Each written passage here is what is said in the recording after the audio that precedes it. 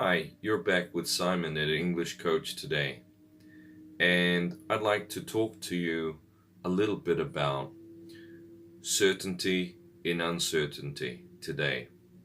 Specifically, people who prefer to protect themselves from other people's opinions and protect themselves from risks and uncertainty in life versus open-minded people and people who like to take risks and learn from other people's ideas and understand uh, exactly what other people think on a deeper level so that they can take ideas from those things, perhaps. Now, this video is inspired by the great psychologist Carol Dweck, who created the theory, if you like, of the growth mindset, which is a mindset in which allows you to be open to other people's ideas, allows you to learn new things, even when you're geriatric or very elderly, okay? Um, and it talks about the difference in children, for example, children that are avoiding risks and are more stubborn and perhaps more closed off, and how they tend to suffer more and have lower performance versus children who are open to new ideas, open to criticism, and open to understanding what they did wrong so that they can process that quickly and get on to the next thing. It's very interesting. And I would say that nobody is 100% open and growth mindset oriented their whole life. A person who is very healthy is going to probably be going through cycles of reminding themselves or realizing that there's a need for them to re-educate and get open again, because it's a natural thing that we go through. We do have to have some kind of base of our beliefs, where we hold some kind of base, where we have some kind of foundation. We can't just be completely accepting of everybody else's opinions and of all risks and just want to learn from nothing. So we are building on something here. We are building on something. The question is, how much are you willing to listen to someone with the opposite opinion than yours? How much are you willing to take a risk on something you hold really dear? Not an unnecessary risk, by the way, something that's necessary or important, okay? Looking at the two sides here, looking at the side of people who are more protective, they need security, they feel this necessity to defend themselves. When you tell them something that is against their views, their values, they feel that need to oppose you, and they will oppose you in that moment and say, hey, listen, what you're saying is completely wrong, let me put you right, and then to go through a few of the things that these people have in common as a rule. It's not 100% specific to everybody in this group. They share different qualities. Some are more, let's say, amenable or open to scientific facts and statistics and things that they can prove, which is kind of good, because it means that there's hope for them. But the same kind of people, maybe they have no time for other people's ideas, and the other people, they have no time for any statistics or any studies. They don't believe in any kind of research, But both can be quite limiting. For example, some of the negative effects are that these poor people. When I say poor, I don't mean poor in terms of money, because sometimes they can have maybe they have had success in their life and they've decided that they've come to this level where they no longer need to listen to anyone. That they've got the magic recipe, and people just need to find out what they're thinking, you know. But often it is a poor mindset. It's poor in the fact that it doesn't embrace theories of abundance, where abundance is something where you're kind of inviting anything good to happen in your life. You're not selecting, you're not saying, oh, it has to be this, it has to be that. No, you're inviting everything that's good into your life. So some of the negative things are they avoid new things, they avoid learning new things, they avoid trying out new things, they avoid new foods, they avoid new ideas, they fight to defend themselves, and they really stick to their arguments. They stick to their arguments, and so that the conflicts can really come out. And sometimes they are right, but it's not the fact. It's not the point. The point of this is really to show that they went through all of that effort to try to prove someone else was wrong, and they didn't actually listen to them. They didn't stop, take the time to listen to the argument and try to understand, what exactly is this person telling me? The obvious part of their view I disagree with, so I will fight very hard to make sure that I prove them wrong. But did I listen sufficiently to know exactly what they're trying to tell me? Usually I didn't, okay? And when I say I really mean I, because I've done this in the past, in the recent past. And that's why I'm making this video, because I really want to remind myself of how important it is to maintain an open mind, and how important it is to embrace new ideas and to listen to other people with different ideas. Sometimes we think we're in a club, we're in this group where people believe this kind of thing and that it's going right. It's, you know, it's part of the vanguard of the new idea or whatever. And usually it's all wrong. Usually it's terrible. You're identifying with some kind of structure or some kind of set belief which is totally limiting. But let me continue on that. So you're looking for certainty. If you're looking for certainty, you're protecting your beliefs, you're defending yourself all the time. You have a set number of ideas, a set kind of philosophy, so you're not going to learn anything outside of that philosophy. Basically what happens is you become stagnant, or you stop evolving as a human being, mentally, emotionally, and spiritually, because you believe so much that this identity you have and these set ideas is much more important than any kind of other opinion or other set of worldviews. And so you adhere to them with total allegiance, you know, total obedience. And then you have conflicts with the world, because the world is never one set of beliefs. If you look at every kind of religion, every kind of crazy group, every kind of group of people that have come together and said, we are this, we represent X, Y, Z, and you are the rest, and whatever you are, you'll see that they have some kind of limitation, and usually it's huge, because they are not seeing everything else that is not represented within their group. And usually there's a billion things that they're not seeing, because the world is abundant. The world is full of details. The world is full of variations. And when we decide that we know exactly what it is, we limit ourselves. We become stagnant. We stop growing, and we become, you know, in a word, small. And this, so, but let's have a look at some of the health ideas and some of the negative effects of adhering to one belief, of, you know, celebrating being safe and secure and certain and in one little group there, not taking any risks, not learning anything new.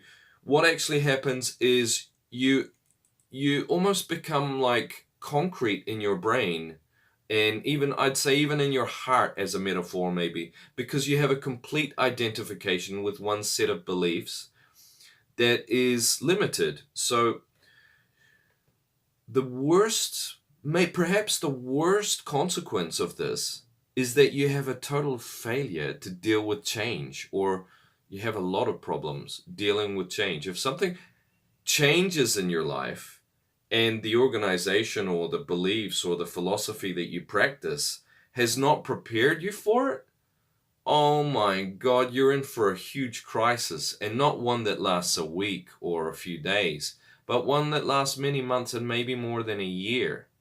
When you look on the other side and you look at people who are of the growth mindset mentality, and that they really embrace new ideas and changes, even really negative ones, their crisis time period, or shelf life, let's say, crisis shelf life, the life of the crisis itself is incredibly short. And that time is not spent in grief and self-pity and searching for certainty. It's spent just in learning, just in trying to recognize how did they go from A to C, and why they don't want to be there, and what's causing it. How can I remedy the situation, and not, oh, the world's betrayed me, and trying to find blame where it just doesn't belong. Which is comical and does happen with people who have a fixed mindset. Their first instinct is not to find the fact or find the real reason, but obviously to blame other people. It's and especially political people who believe in this kind of thing, that they have very fixed ideas. They'll find blame in a person, and they'll never find blame in a thing or something that can actually be changed. And notice that things can be changed much easier than people can. Okay, so people that have a fixed mindset and that have this certain internal need for certainty and security often suffer, very often, they suffer from panic attacks. And panic attacks that make them feel anxious. They could be very subtle panic attacks that happen over a few hours, and they're just kind of silently suffering for that time.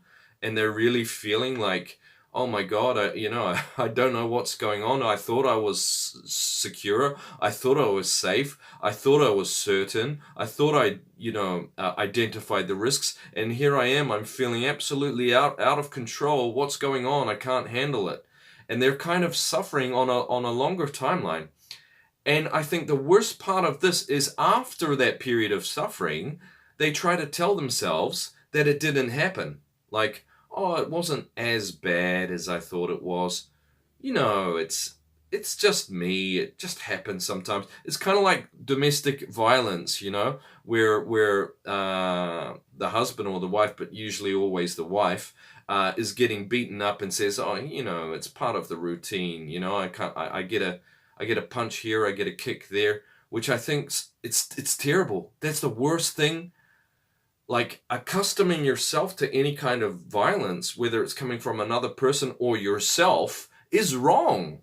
And maybe you've got something to add that I need to listen, so I don't build a really fixed belief about that. But it's something that I think is not going to serve your life well, to kind of punish yourself by ignoring the fact that these panic attacks or these lapses of anxiety and just feeling completely how can I say, desperate for hours on end, that's something you have to deal with. That can be very intense. How do you measure that in terms of how much that hurts you, how much that puts you out of yourself?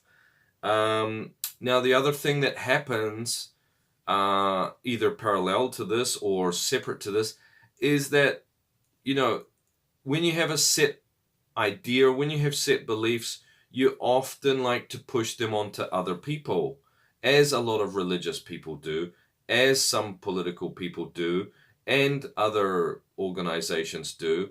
They feel this necessity to push things on other people. And it's usually as a result of the fact that they don't feel totally convinced of who they are as a person. So they need to kind of celebrate that idea and push it onto others, and then they form their identity from that. I don't know if that's coming through clear to you, but what that causes is major problems and damage in relationships. When you have a relationship with someone like this, you'll notice things like they're trying to convince everybody of their views. They often have the habit of correcting other people in public when you're going out with your family or when you're going out with your friends and someone says something and it may not even be conclusive or definitive, and your man or your woman gets up and says, oh, hang on, that's not right, that's completely wrong because of this and this and this. So basically, coming from this point of view of someone who's protective and defensive, their slogan for life is I'm right and you're wrong, which is a total cop-out. Now, I know this is a long video today, but stick around because I wanted to give you the other side, which is the open-mindedness side of this video. And basically, what I want to give you, or what I want to tell you about is embracing ideas, taking risks, and learning new things every day is like the food that we don't eat. Because, of course, we need to eat healthy food every day to live and for our bodies to be healthy and for us to be able to continue living, right? But what teachers don't, well, teachers probably do tell you this, some of the teachers, but what most of the media doesn't tell you, and what a lot of people don't tell you, even sometimes maybe even your parents don't tell you this, is if you're not feeding your brain constantly, you're starving your brain. And you become kind of retarded in a way. Not retarded like a birth defect that completely limited you from absorbing information, but you are kind of choosing to avoid new information, avoid new facts, and go into your own little world or your organization and identify with their beliefs instead of really looking at the world and being able to understand the world through experimenting and trial and error and taking risks and listening to other people. So some of the things that happen when you embrace new ideas are that you get better at taking risks. You get better at judging risks. And judging risks, I think, is a huge asset, not just for business people, but for normal people, because life's a risk. Every day's a risk. You're judging risks all the time, and you're making decisions. How many decisions do we make a day? It's like 10,000, How long did it take me to decide to make this video about this subject today? All of these little things. Oh, am I going to have a cup of milk or a cup of coffee? This is a decision. It's something inane. It's not very important, but it could be something really important, like am I going to visit my grandparents or my uncle who lives on the other side of the country, and it's going to be like a 20-hour drive, and then I need to tell my wife and I need to organize this, or something even bigger than that. Oh, should I get my stomach checked out? There's been something that I've been avoiding in my stomach and it's kind of feeling bad, and let me go and get an x-ray or whatever. So you go to the hospital and then you find out that there is something wrong. Okay, instead of not taking that action and just, oh, it'll be okay, it doesn't feel very good, but we'll just see if it heals by itself. And sometimes both options are right. It's not always, it's always better to get these things checked out, right? But sometimes we can be exaggerating depending on our personality type.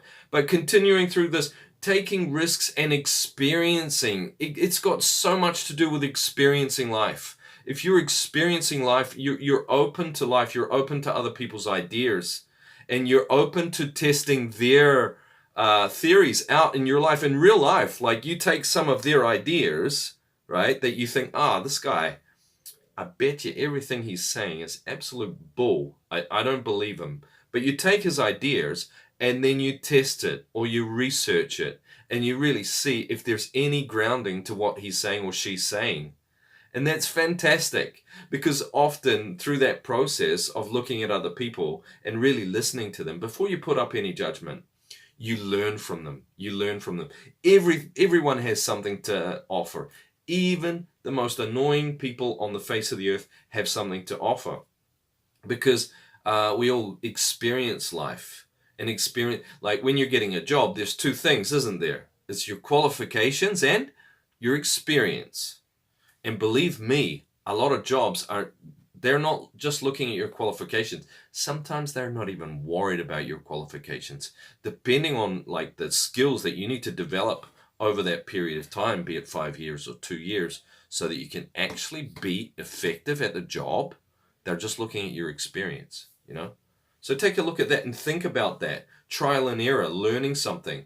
But not just thinking like, oh, I just need to learn in this area and that'll be enough. Because life is complex, life is abstract, life is a big challenge, and life tackles us from different positions, and sometimes we're not ready. So the more work you do on yourself in being able to accept new things, learn new things every day, embrace other people's opinions, the more you're going to be ready in the time when things are not going so well for you. And when you need to make decisions, you're going to have more information to do that. So basically, it's like that. In times of uncertainty, when things are not going well, a person who is open-minded can accept and adapt to these times much better. And perhaps one thing that they identify and they really take advantage of is the fact that nothing in life is certain. Nothing in life is certain. They say nothing in life is certain except for death and taxes. That's an old one, right? That's an old one. And it's true. Nothing in life is certain. So what do we hold on to? Well, we don't try to hold on to certainty because there is none. We hold on to our experiences and our ability to adapt and embrace new things, okay? Thank you so much for listening to my video today. I hope you enjoyed it. English Coach is always going to be here trying to produce more videos like this one that are based on either my experience or someone else's experience who makes up part of my circle of friends or circle of clients, where I learn a lot of the stuff, a lot of the content that's in these videos. Thanks a lot for watching. Please like, dislike, subscribe, comment, okay? Just participate. Thanks a lot. Bye.